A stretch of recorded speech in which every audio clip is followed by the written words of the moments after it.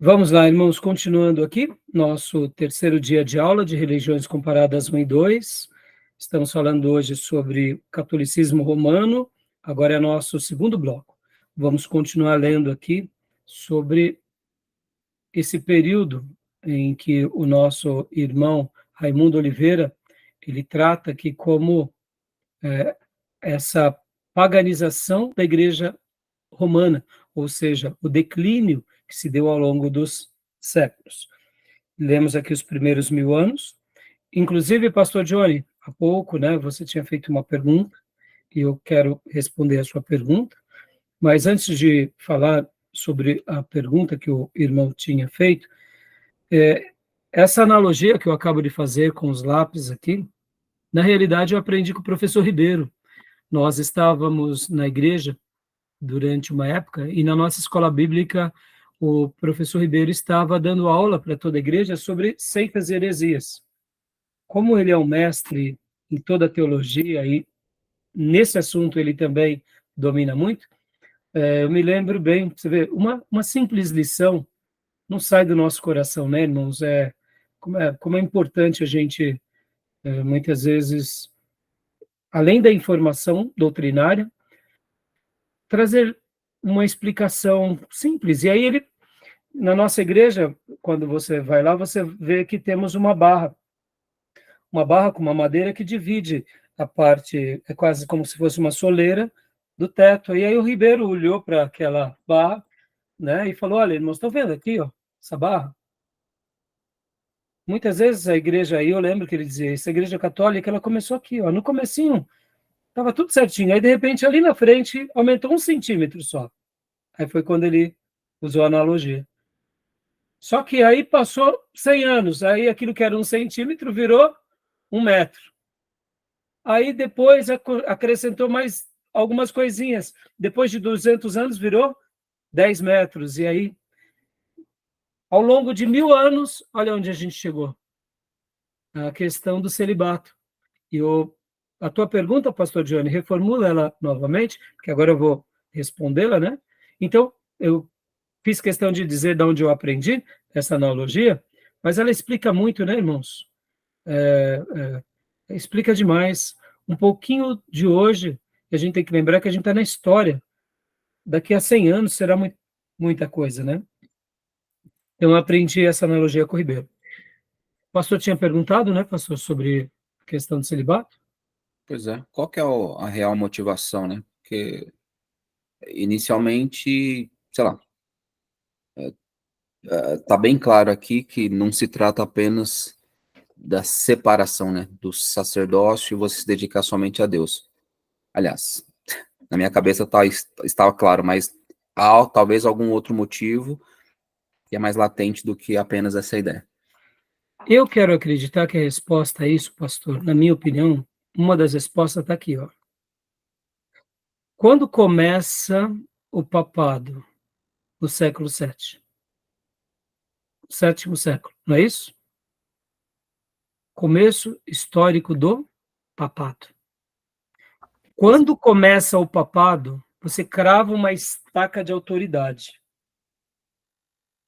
E vocês têm que lembrar, como eu disse, no início da igreja, logo nos primeiros concílios, eram pelo menos 5 grandes grupos cristãos que iam representar Alexandria, Jerusalém, Antioquia, Roma e Constantinopla. Então, esses grupos, quando eles tinham que tratar sobre qualquer problema, eles sentavam, se discutiam, enviavam seus representantes e os pastores. Os séculos foram se passando, e ao invés de 5 grandes grupos, resumiram-se em 2, Roma e Constantinopla. E aí vem aqui no sétimo século, no ano 609, inicia o papado, ou seja, trazendo e centralizando toda a cristandade agora a um único líder. Mesmo sabendo que Constantinopla não aceitou, o Império Bizantino não aceitou essa autoridade, mas eles trouxeram de uma forma ou de outra. Você concorda comigo que aqui, com o início do papado, você deu um poder sobre-humano agora a quem? A um líder religioso? Porque até então, quem era que tinha autoridade monárquica no seu país? A família que estava regendo, que estava sucedendo as monarquias. Qualquer país tinha quem? Os seus líderes, em especial os reis, a rainha e os príncipes. Então, nós temos que lembrar que o mundo era monárquico. Mesmo que tivessem as suas democracias, mesmo que tivessem ali os seus senados, a influência grega, romana, podem ver que o próprio Império Romano nasce a figura de quem? Do imperador, e nasce a figura do imperador como Deus, inclusive. Porque no primeiro momento, você que gosta de história romana, você vai lembrar que o Império Romano ele não tinha a figura do imperador. Aí depois nasce a figura do imperador, e depois nasce a figura do imperador, que também era visto como Deus. É praticamente ali a divinização do imperador. Então, perceba, vamos pegar agora aqui o caso dos romanos. A família dos líderes, ou seja, dos governantes romanos, eles dominavam sobre Roma, sobre os seus impérios, mas como que acontecia com as outras nações? As outras nações também tinham as figuras dos seus reis, ou os novos reis que dominavam, e as suas famílias. No momento em que você centraliza a maior religião desses dias e dá a uma pessoa a autoridade dela, praticamente como uma autoridade sobre todas as nações, ele se torna uma figura mais poderosa do que os reis, porque cada nação tinha o seu rei, mas agora todas as nações cristãs estavam debaixo de uma autoridade, quem era o Papa. Assim também, não só esse Papa poderia criar uma dinastia papal, porque ele casava-se, mas também temos as dinastias religiosas dos padres, dos bispos, dos arcebispos. Então, perceba que passam-se praticamente, vamos lá, ano 609, e aí vem aqui praticamente 300 anos depois, quase 400 anos depois, a ruptura. Ou seja, a partir de hoje vocês não poderão mais ser casados. Para quê? Para quebrar essa ruptura dessa linhagem, esse domínio. Porque mesmo que o nome seja um nome protestante, celibato, mas a ideia aqui não é uma ideia bíblica, aqui é uma ideia política. Assim como também o Papa, automaticamente, rompia-se o quê? O domínio dele, porque não era só o sacerdote padre, mas era o padre, o bispo, o arcebispo e o Papa. Ou seja, todos não podem mais casar. Podem ver que esse é um período crucial na história, que a gente vê que a partir do papado, até por volta do ano 1100, que nascem as explosões do quê? Das cruzadas. Curioso, não? Estão entendendo? Então, irmãos, assim, é óbvio, deve existir dezenas de explicações, mas, na minha opinião, foi uma tomada de decisão entre os católicos, porque eles precisaram opinar entre o quê? Se nós opinarmos que os padres continuam casando, a gente corre um sério risco. Por quê? Porque eles vão continuar casando, e quem vai ficar na liderança da região é os filhos, ou os netos, e quem vai ficar no domínio de todas as coisas são as famílias sacerdotais. Não vão ser mais somente os príncipes, né? Então, essa é a minha opinião. E por essa razão, cria-se essa ruptura e você preserva a religião. Parece que foi uma boa coisa, mas, irmãos, é isso que é o problema. Mesmo quando você tenta melhorar, muitas vezes só piora. Dentro do catolicismo ortodoxo grego, eles não têm esse problema, os padres lá casam. Então, perceba, só que lá não tem a figura do Papa. E lá também não tem a figura da infabilidade papal. Porque o líder, que é, no caso, o patriarca, ele também erra, ele é questionado. Então, percebam que o catolicismo grego, o catolicismo ortodoxo grego, para nós que a gente não tem contato, ele acaba tendo valores, na nossa perspectiva, até um pouco mais cristãos. Mas, irmãos, eles também sofreram desses males, eles também sofreram de várias alterações, então, aqui não vai dar tempo de estudar ele, mas seria interessante conhecer mais a fundo, né, os católicos ortodoxos gregos, tá bom? Então, explicou, pastor? Explicou. O que me assusta é que não se trata apenas da proibição, né? Você vê que no ano 74 proíbe, 1075, eles devem se divorciar. Ou seja, não está satisfeito com apenas a interrupção, ou seja, não é proibição, mas eles querem que se divorcie. Ou seja, a Bíblia já deixou de ser importante, o manual de regra e fé deles há muito tempo, né? Sim, exatamente, mas o que estava sendo importante aqui, pastor? Deixa eu lembrar de um outro detalhe histórico aqui. Quando foi a grande cisão entre católicos ortodoxos gregos e católicos romanos?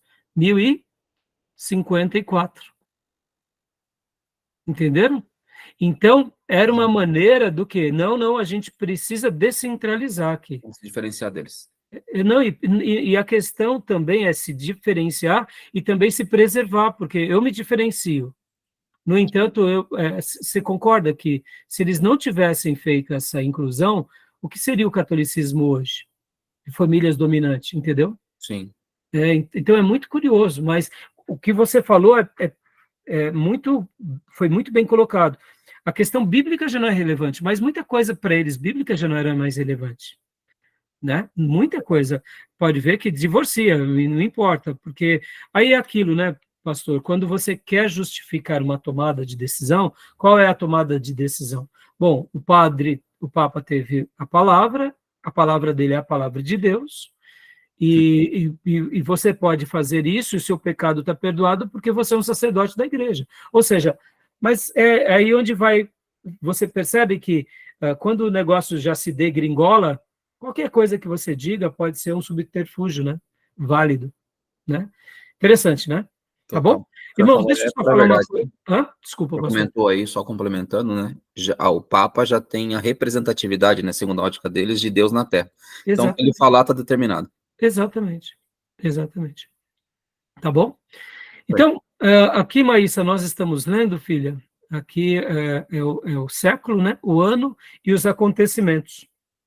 Tá bom, filha? Então, agora leia para nós, Maísa, por gentileza, filha. Aqui, ó. Século XI, ano 1095. Sim, século XI, 1095. Indulgências plenárias. Opa, faz parte agora as indulgências do culto, porque a gente precisa levantar recursos para continuar a nossa vida, porque agora as coisas mudaram, agora já não mais as famílias terão domínio aqui ou se beneficiarão, faz parte, a gente precisa de dinheiro, precisamos fazer essa máquina, né, pagar as contas. Hoje as indulgências são as campanhas, são sal, são sabonete, a roupa do bispo, a camisa do apóstolo sangrada, e aí vai, né? Continua para nós, mas... Século XI, 1100. Introduzem-se na igreja o pagamento da missa e o culto aos anjos. Aí, ó. Culto aos anjos começa aqui no ano 1100, irmãos. Percebam, irmãos, Maria foi lá no século V. Aí depois o culto aos santos. Aí depois, agora, anjos. Vai abrindo, irmão. Abriu a porta, passa boi, passa boiada, e aí não tem mais jeito. Continua. Por favor, mais. 1115. A confissão é transformada em artigo de fé. Opa, aqui, ó. Tem que fazer a confissão, né? Para o vigário. Século XII. 1125. Entre os cônegos de Leão aparecem as primeiras ideias da Imaculada Conceição de Maria. Na realidade, aqui o livro está errado, viu, irmãos? Aqui é tudo século, já que é 1100, né? Não, ainda aqui, desculpa. Aqui 1100 ainda é século XI. Aqui já era século XII, 1115, tá? Bom, continuando ainda no século XII, 1160. 1160, estabelecidos os 7 sacramentos. Opa, os 7 sacramentos, então, não tinham até aqui? Não, não tinha. Curioso, não, irmãos? Olha aí, 1160. Continua para nós? Por favor. 1186. O Concílio de Verona estabelece a Santa Inquisição. Continua, por favor. 1190, estabelecida a venda de indulgências. 1200, uso do rosário por São Domingos, chefe da Inquisição. Então, agora, irmãos, as indulgências, ela é bem curiosa, que ela estava muito ligada não só a obter graça, mas, inclusive, em conceder a salvação. Dependendo da quantidade de dinheiro que você desse, a salvação já estava garantida, porque tinha a ver com o perdão dos pecados, entendeu? Que benção, hein? Mais ou menos o que acontece com os macedinhos também, pode ver. Você deu uma ofertona lá, você vira bispo, né, filho? Ou faz parte do staff, né? Verdade. E não muda muita coisa, só muda a proposta, né? Mas os padrões é bem... qualquer coincidência, qualquer semelhança é mera coincidência. Mera né? coincidência, isso aí. Pastor, posso aproveitar e tirar uma dúvida? Das 7 dos sacramentos ali, o 7º, eu lembro que tem a ver com matrimônio. Mas o que era exatamente ali? O sacramento, na realidade, pastor, ele era um tinha penitência também, né? Hã? Penitência, o sacramento, desde o casamento, tem o batismo, participar da igreja, participar, comungar, você tem que comungar, porque se você não comunga, você está fora da... Então, assim, eu não me recordo todos eles aqui de cor, né? Mas o que se tinha por base? No momento em que você cumpre os sacramentos, você alcança a graça. Então, se você é um católico, né, no caso, um cristão, que não está cumprindo os sacramentos, você não está alcançando graça. Eram os caminhos para se obter graça. Por isso que, até hoje, a hóstia, né, no caso chamada Eucaristia, o momento da Eucaristia católica, ele faz parte como sacramento. Porque se você não fizer parte da Eucaristia, que é a ceia católica, né?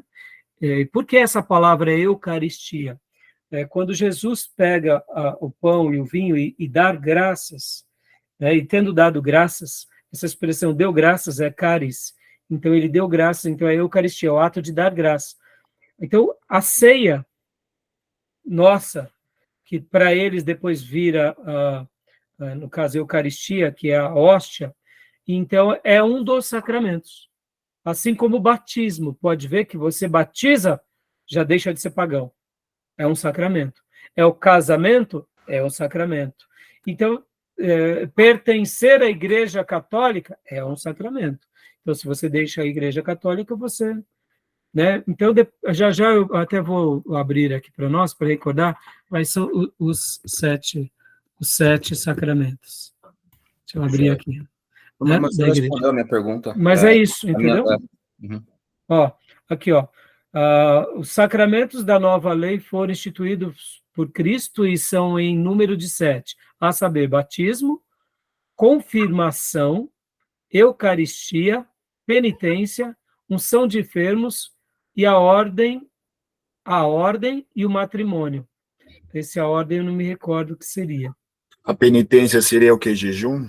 A penitência seria, assim, tudo que você faz para obter o perdão dos seus pecados, subir as escadas, votos que você faz com relação aos santos, pedindo perdão e cumpre, é um ato de penitência. É bem parecido com os dias de hoje, então, né? Essas penitências. Seria mais ou menos isso, Gil, né? Então, você vê, irmãos, parece bobeira, mas quando a gente começa a ter os nossos credos, também protestantes, e põe neles uma bênção, a gente também pode estar correndo o risco de estar criando os nossos sacramentos. Como discernir um sacramento de uma ordenança, ou de uma boa prática, ou de um costume. É aí onde entra conhecer mais a Bíblia, saber discernir uma coisa ou da outra, né? Tá bom, meus irmãos? Beleza, pastor? Beleza. Esse aqui, ó, batismo e a confirmação. Confirmação, se não me falha a memória, é a crisma. O que é a crisma para o católico? A crisma é quando o católico recebe o batismo com o Espírito Santo, como foi no dia de Pentecostes. Então, quando você é batizado, aí depois você tem a primeira comunhão, não tem? Então, tanto dentro da primeira comunhão, que é a Eucaristia, aí depois tem também esse lado da confirmação, que é quando você é crismado. Para o católico, a celebração de crisma é você estar recebendo ali o Espírito Santo. Inclusive, esses dias atrás, a minha irmã, não sei de onde ela arrumou, mas ela pegou uma foto, inclusive minha, quando eu fui crismado. Ela tirou, a família tirou, eu tenho uma foto quando eu fui crismado. Na minha cabeça, faz parte dos rituais católicos, né? Então, mas depois, quando eu fui estudar naquela mesma época, eu falei, o que seria a crisma? É quando você recebe o Espírito Santo. Mas, assim, é uma coisa mais litúrgica, né, irmãos? Porque, de fato, não é uma coisa mais pragmática, né? O católico, esse fenômeno de receber o batismo com o Espírito Santo veio depois com o advento dos católicos carismáticos, né? Mas antes não era assim. Tá bom? Beleza, pastor? Legal, Tá agradeço. bom até aí? Bom, onde E o estava? pagamento da missa, pastor? Como? Seria o quê? O pagamento da missa? O pagamento da missa, onde está aqui? Seria como, sei lá, pagaram para fazer... O pagamento da missa e o culto aos anjos? Irmão, aqui eu não me lembro bem os detalhes, né? Porque são muitos, mas assim, o católico, como o protestante, tem todos os seus critérios, né? Por exemplo, a gente não dá o dízimo, as ofertas, né? Então, é claro que eu não me recordo agora se esse pagamento da missa está mais ligado à sua frequência à missa. Será um carnezinho que eles tinham? Eu não sei te dizer, eu não me recordo agora. O carnê, essas coisas, a gente pode colocar mais dentro das indulgências, né? Venda das indulgências, venda da bênção. Mas o pagamento da missa, eu quero acreditar, eu não me recordo agora. Estava mais ligado a esse lado de você não pode faltar a missa, você tem que ir para a missa. Sabe aquela questão? Está indo na religião? Você é da religião. Se você não está, é porque você não é. Entendi. Não importa se você está indo na marra. Eu quero acreditar que é isso, tá? Depois eu posso até tirar essa dúvida, tá bom? Porque, irmãos, é óbvio, né? Cada item desse que está sendo aqui colocado pelo professor é só um detalhe, né? É um detalhe que tem vários desdobramentos, tá bom? Então, para a gente concluir aqui, porque eu já estou até atrasado na minha pauta, meus irmãos. Então, paramos aqui, né? 1200. Então, leia para nós, Gil, agora aqui, 1215, século XII. Só pode ler direto aqui para nós, Gil, por favor. 1215, a transubstanciação é transformada em artigo de fé. Vocês lembram o que é a transubstanciação? Não lembro. Que no cálice, ou seja, e no pão, que no caso é a hóstia, quando você ali contém dentro daquilo, tem o sangue de Cristo e tem o corpo de Cristo. Por isso que você tem que comer, ou no caso, participar, né, da Eucaristia com toda reverência, porque tem a consubstanciação e a transubstanciação. Desculpe. A consubstanciação é que contém, e a transubstanciação é que no momento em que você toma a Eucaristia, aquilo se transforma em corpo de Cristo, e aquilo se transforma em sangue de Cristo. A transubstanciação é que ela se transforma, e a consubstanciação é que contém, tá bom? Então você vê que isso vira um artigo de fé. O católico, a Eucaristia é um momento sagrado. Então você participando da Eucaristia, você está resolvido. Porque a bênção de Deus está com você, porque agora o corpo de Cristo e o sangue de Cristo você participou. Porque lembra que Jesus disse que aquele que não comesse a minha carne e bebesse do meu sangue não tinha parte comigo. Agora eu tenho. Então, eu sou de Deus. e estou na fé, e estou na bênção. Entendeu? Continua para nós, irmãos? Ô, irmão, por favor. 1220, adoração à hóstia. 1226, introduz-se a elevação da hóstia. 1229, proíbe-se os elogios à leitura da Bíblia. Não, leigos. Perdão. Leigos. Proíbe-se aos leigos a leitura da Bíblia. Opa, olha aí, ó. Estão entendendo os pré-reformadores malucos aqui? Como pode proibir ao leigo? Qual o problema? Entendeu? Uma coisa do inferno ou não? Quem imagina, irmãos, imaginem numa igreja cristã você proibir para um leigo ler a Bíblia. Não, isso é coisa do... Não pode. Só padre pode. É o líder que pode. Você é sacerdote, menino, o que você está fazendo? Esse negócio de seminário aqui é coisa do capeta. O que vocês estão fazendo aí? Imagina a igreja primitiva. Qual seria o argumento, usado, para... Qual seria o argumento usado na época para proibir tal ato, né? É bem simples. É simples, Gil. É simples. Se você começa a me contra-argumentar dizendo que eu sou um padre que estou fazendo coisa errada, se o bispo da cidade está fazendo coisa errada, se o papa está fazendo coisa errada, e você começa a vociferar isso entre os seus, que é uma coisa mais útil para te neutralizar, dizendo, vamos proibir os leigos, porque aí tudo passa por nós e tudo que é dito por nós é sagrado. E eu digo que você está falando que eu estou errado das indulgências. Você conhece a Bíblia, filho? Você sabe da Bíblia? Você está fazendo seminário com esse grupo aí? É herege, rapaz. Você não é sacerdote. Você renunciou à sua esposa. Está entendendo? Claro que vai proibir. Quanto mais erro, mais proibição. Diga, pastor. Mais fácil manipular, né? Exatamente. Entendeu? Supremo Tribunal Federal, né? Quase um Supremo. Cuidado, você fala. Cuidado, vamos cair. Não falei o nome de ninguém.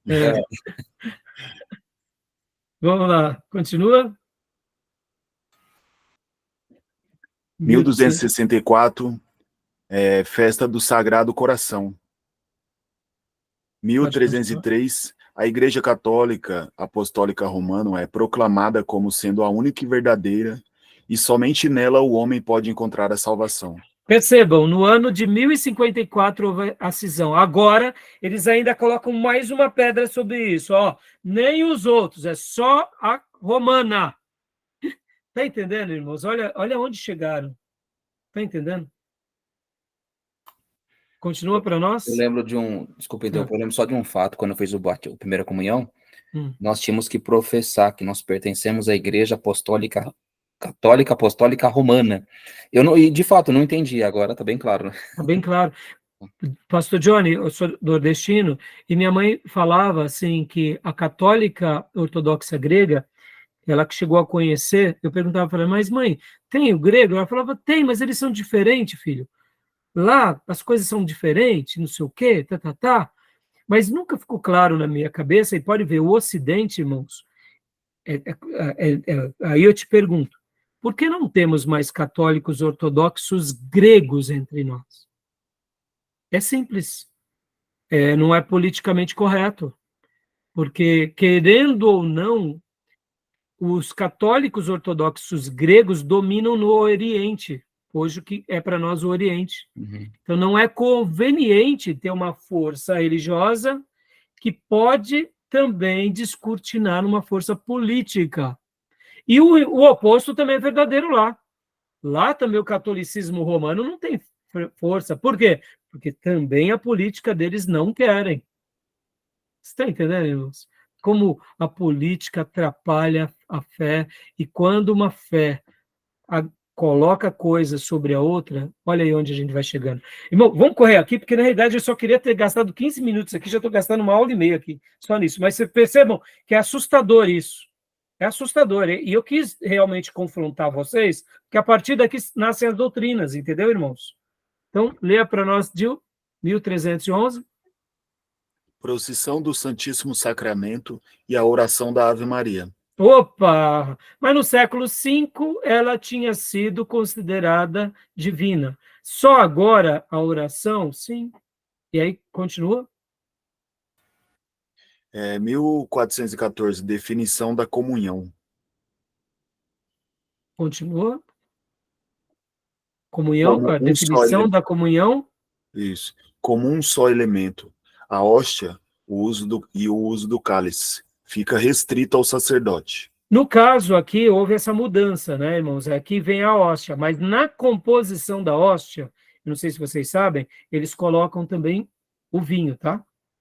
Mas você percebe que aqui entra um pouco daquela questão que o sacerdote é o único que pode tomar o sangue ali publicamente, dando uma ideia, literalmente, de autoridade. Continua para nós, Gil? 1439. Os 7 sacramentos e o dogma do purgatório são transformados em artigos de fé. 1546. Conferida à tradição autoridade igual à da Bíblia. Opa, aqui, olha só, em 1517 nasce a Reforma Protestante, aí aqui nasce, pouco depois, a Contra-Reforma Católica, e aqui eles tiveram que agora chamar para si essa autoridade. A Bíblia foi feita por nós. O que vocês estão falando sobre ela? E é a partir daqui que nasce também o quê? Vocês vão ver os apócrifos. Continua. 1500. 1562. Declara-se que a missa é a oferta propiciatória e confirma-se o culto aos santos. 1573. É estabelecida a canonicidade dos livros apócrifos. Olha aí. Eles primeiro chamam para si a autoridade, que elas é como se a Bíblia pertencesse a nós. Nós que a construímos. E nós dizemos o que é, o que não é. Inclusive, os apócrifos não são, mas apócrifos são canônicos. Continua? 1854. Definição do dogma da Imaculada Conceição de Maria. Irmãos, aqui a gente vai ver com maiores detalhes, mas essa ideia da Imaculada Conceição de Maria já é, sabe aquela questão que eu falei, progressão geométrica? Olha lá, voltando aqui rapidinho, bem rapidinho. Aqui, ano de 500, não, aqui, Maria proclamada Mãe de Deus, ó, 431. Aí a gente vê, aqui, ela, em outra data, aqui, Ideias da Imaculada Conceição de Maria. A gente vai vendo que vai tendo uma progressão, né? Vai tendo uma progressão, a Maria. E agora, olha só, aqui, ó, 1311, a oração de Ave Maria. E agora aqui, ó, o dogma da Imaculada Conceição de Maria. O que seria isso, em outras palavras? Maria não teve pecado quando nasce. Ela é imaculada. Como assim, pastor? É bem simples isso. Qual foi o único ser que nasceu sem pecado nas páginas da Bíblia? Jesus. Cristo. Só Cristo. Todos nasceram em pecado, todos, o termo todos. Mas como que você vai colocar ela como um ser divino se ela tem pecado? Então, é em 1854. Percebam, irmãos, que depois da Reforma Protestante, até as besteiradas foram diminuindo. Foram diminuindo, pode ver. Tem, sim, claro que tem, ó, tem os sacramentos, tem a questão do purgatório, a questão da autoridade das escrituras, a missa, vem os livros canônicos, tem, mas não está tendo já com tanta frequência como nos séculos anteriores. Porque, naturalmente, agora, eles não poderiam também atirar para todo lado e inventar tudo, mas eles precisavam fundamentar algumas coisas. E como vocês vão fundamentar uma coisa como o culto a Maria, ou a Ave Maria, e vão prestar culto a ela como corredentora da humanidade, se ela tem pecado? Não, mas ela não tem pecado porque ela se manteve virgem durante toda a sua vida. Não, mas ela não teve pecado, inclusive, quando nasceu. Porque ela é um ser também divino. Entenderam? Colocam ela nessa função. Ou seja, ela nasce divina. E como que ela teria filho se ela, de fato, já era imaculada desde o nascimento? Estão entendendo? Onde vão... É aquilo, irmão, você criou um buraco, você tem que agora dar um jeito de tapar o buraco, você tem que criar as madeiras, você tem que forrar essas coisas, e é em cima disso, tá bom? Tudo bem? Então, vamos continuar aqui, Gil? 1864? 1864. Declaração da autoridade temporal do Papa. 1870. Declaração da infabilidade papal. Ó, mais uma vez, mais uma cartada, porque temos que dar, né? 1950. A Assunção de Maria é transformada em artigo de fé. Ou seja, ela foi assunta aos céus, assim como Cristo foi elevado.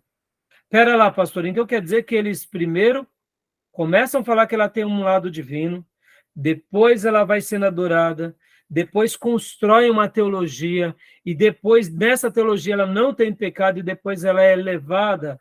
É isso aí. Entenderam, irmãos? Tá bom, meus irmãos? Pastor, essa construção, eventualmente, eles estão se baseando por alguma coisa. É apenas as falas papais ou há documentos que eles resgataram ao longo da história que eles tentam trazer a comprovação disso? Não, é a tradição pela tradição. Não tem por que não...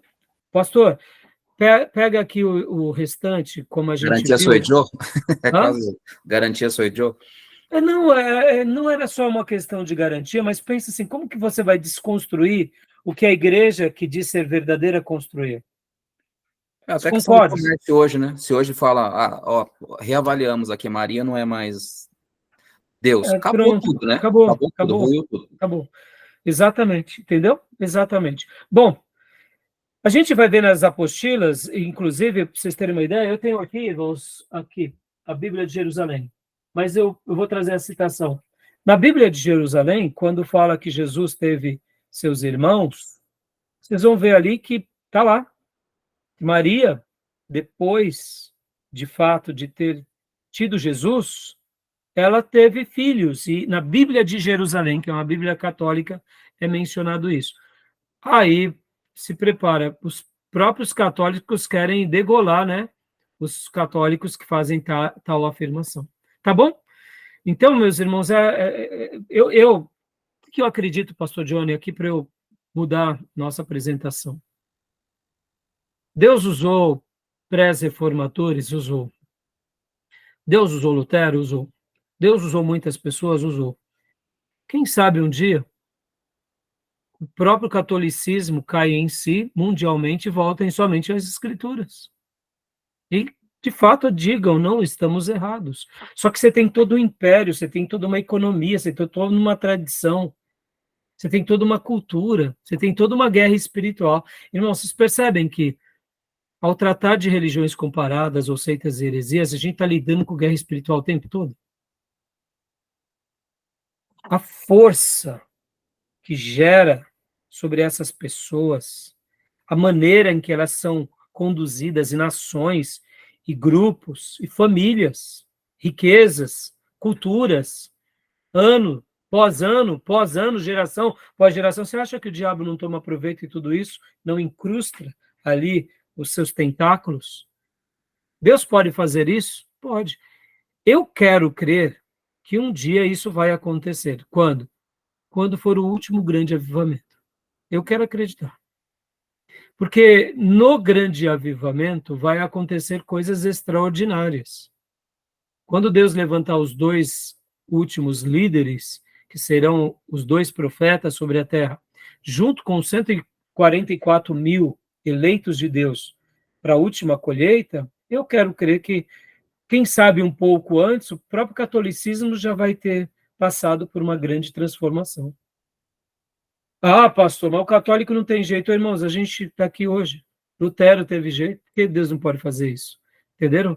Então, assim, mas é muito difícil. Se não for uma intervenção direta, por isso que a gente, quando tivemos o módulo anterior, que foi História dos Avivamentos, ele é lindo nesse sentido. Porque num avivamento, Deus quebra essas barreiras, Deus rompe esses grilhões da religião, das culturas, dos demônios, coisas que estão realmente ali presas naquelas vidas e tradições, né? Então, mas aqui ficou bem claro para nós como as coisas são complicadas, tá bom? Irmãos, rapidamente agora, vamos aqui para os outros materiais, senão, né? Alguma outra pergunta? Pastor, te respondi ou não? Sim, respondeu sim. Então, tá jóia. Então, vamos lá. Bom, irmãos, olha só. Na apostila do professor Paulo Pescador, ele começa aqui falando algo bem interessante, olha só, página de número 39. Deixa eu pôr aqui na apostila dele, na página 39.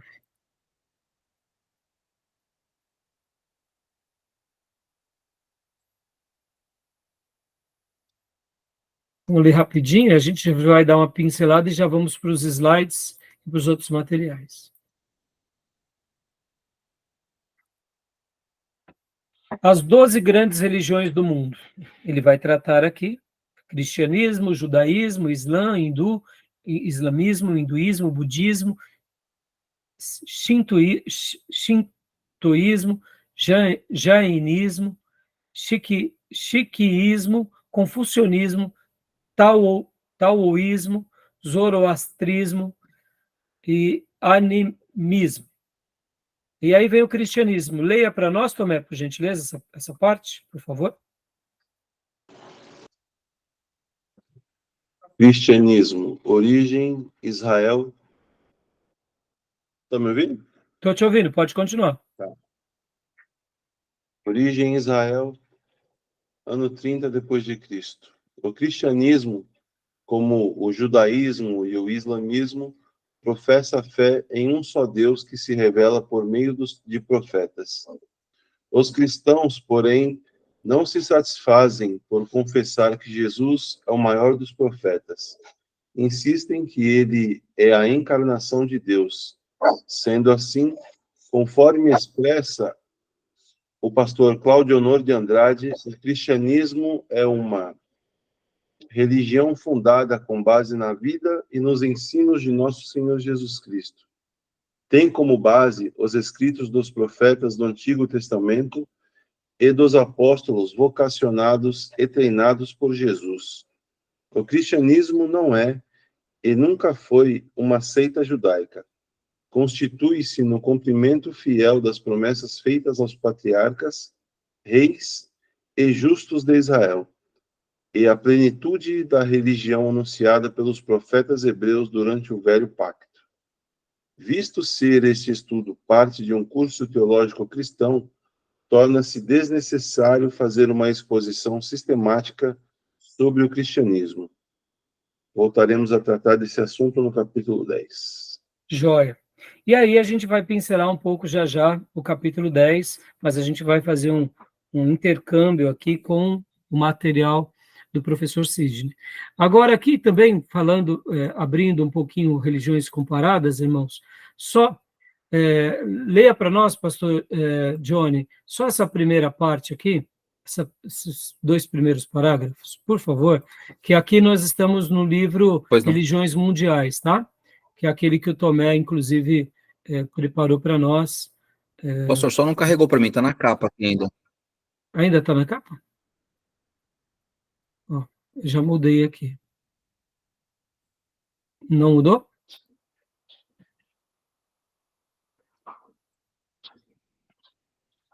Não mudou? Já Não carregou, mudou. já. Já? Pode ser que...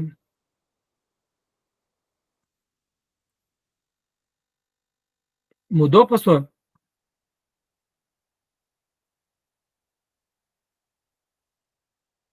Pastor Johnny?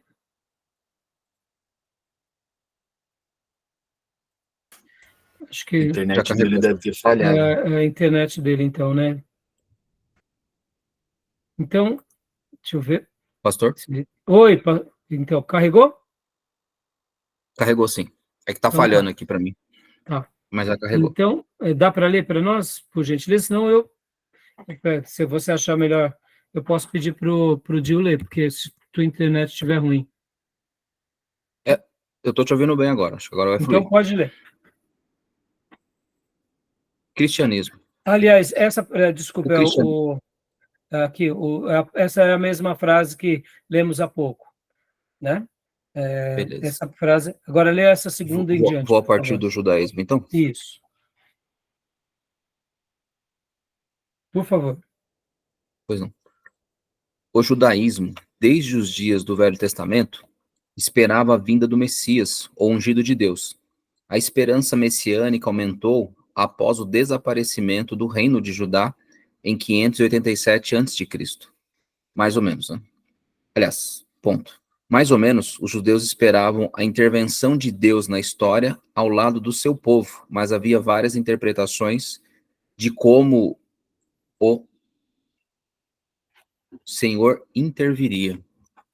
Alguns esperavam o aparecimento de um líder político, um novo Davi, para restaurar o reino de Israel. Outros esperavam a descida do Messias dos céus numa catástrofe cósmica para inaugurar o reino de Deus. A fé cristã entende que a providência de Deus, Jesus veio ao mundo depois de uma longa fase preparatória. Abre aspas. Vindo à plenitude dos tempos, Deus enviou seu filho, Gálatas 4:4. A história de Israel relata no Velho Testamento. Até aí tá bom, pastor. Obrigado, viu? Então, irmãos, olha só que eu queria destacar aqui com vocês. Só um detalhe, né? Só um detalhe. Quando nós estamos estudando aqui religiões eclesiásticas, e esse tema ele é muito relevante, no caso, principalmente, né? Ou religiões eclesiásticas, religiões comparadas, que eu gosto de chamar de seitas e heresias. Olha que interessante.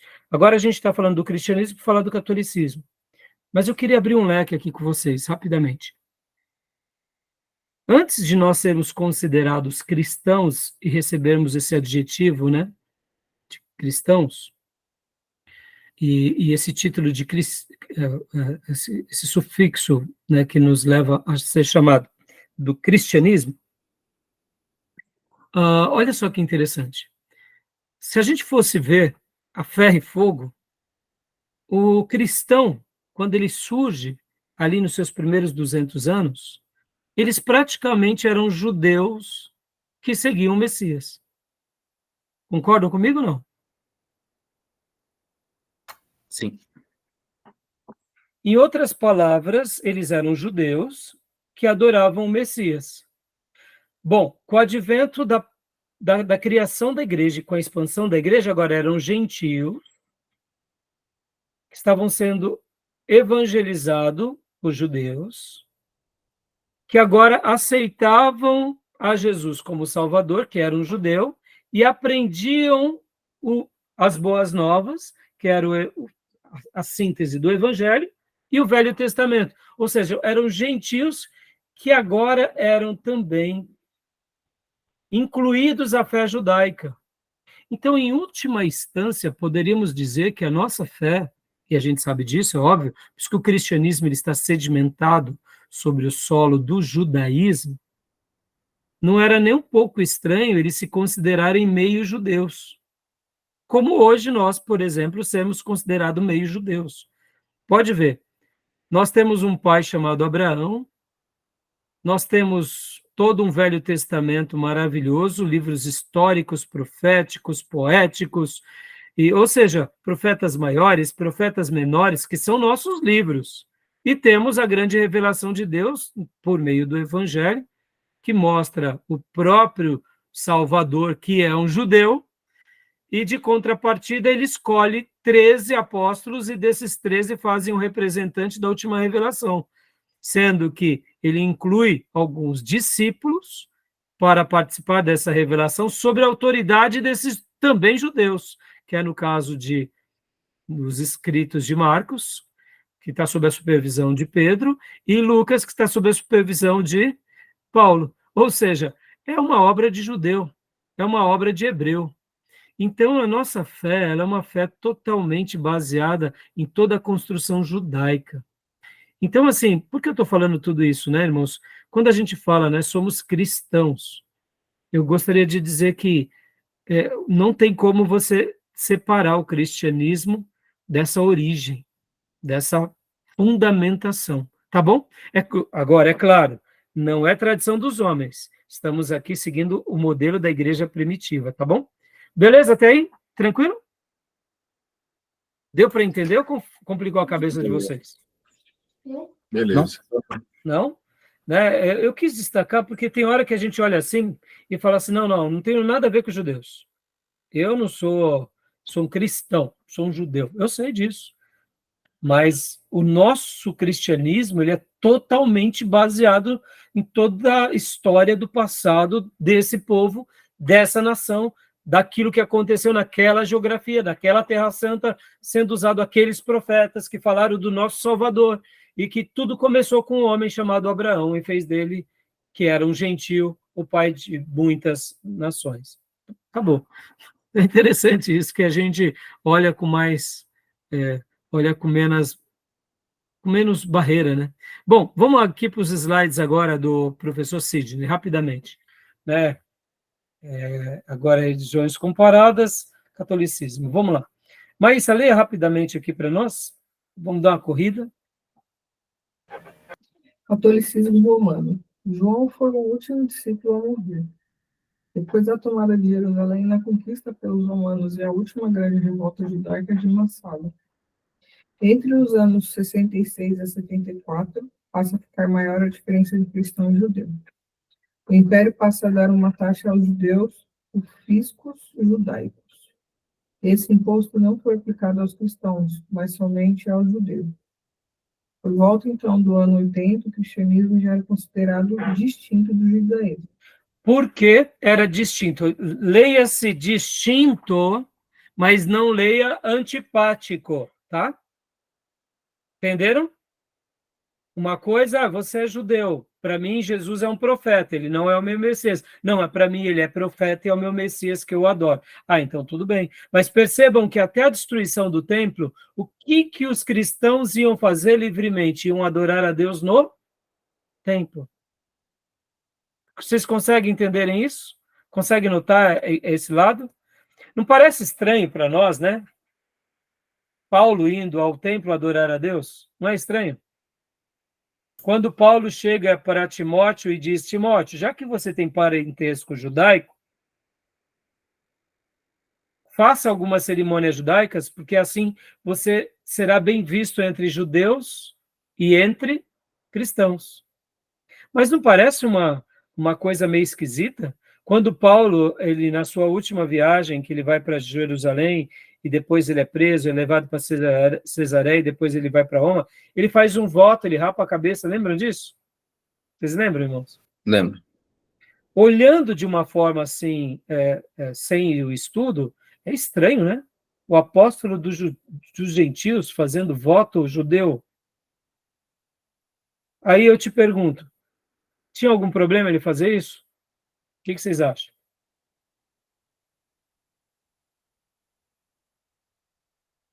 Vocês lembram desse episódio ou não? Ele rapa a cabeça. Eu me recordo dele rapar a cabeça, né? O motivo pelo qual ele rapou, eu já não lembro.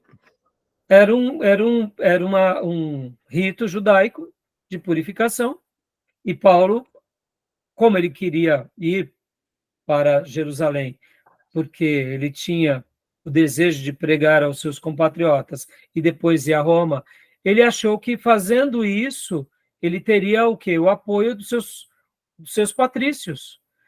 Tipo assim, vocês estão dizendo que eu sou um herege, que agora eu vou contra? Não, olha aqui, ó, eu continuo vindo aqui adorar a Deus. Então, por quê? Porque ele era um gentil, ou melhor, um judeu, mas ele tinha uma missão entre os gentios. Mas ele podia circular entre essas duas fés. E Timóteo, a mesma coisa. Quando ele fala para Timóteo também fazer ali a circuncisão, o que ele estava querendo dizer? Timóteo, por que não? Você terá mais acesso entre os judeus. Perceba, ele pede isso a Timóteo, ele não pede isso a Lucas. Por que Lucas ele não pediu para fazer a circuncisão? Porque Lucas já era gentil. Na cabeça de Paulo, isso tudo era muito resolvido. Então, por que eu estou falando isso, irmãos? Ser distinto não quer dizer ser antipático, tá bom, meus irmãos? Essa antipatia, ela nasce na história. Essa antipatia nasce depois para frente. Essa antipatia nasce por parte dos líderes religiosos que eram anti-Jesus e os apóstolos. Mas pode ver que Jesus, ele sabia ir até os religiosos, pregava a eles, censurou-os algumas vezes, mas ele estava disposto a perdoá-los. Pode ver que as portas do reino dos céus foram abertas, inclusive, para os líderes religiosos. Tá bom? Tudo bem até aí? Tá bom? Já deu nosso tempo, meus irmãos. Mais alguma pergunta? Não. Quer falar, Maísa? Não? Alguém perguntou? Alguma dúvida? Então, eu vou fechar aqui essa gravação e a gente vai abrir a última gravação, tá bom, meus irmãos? Parar aqui.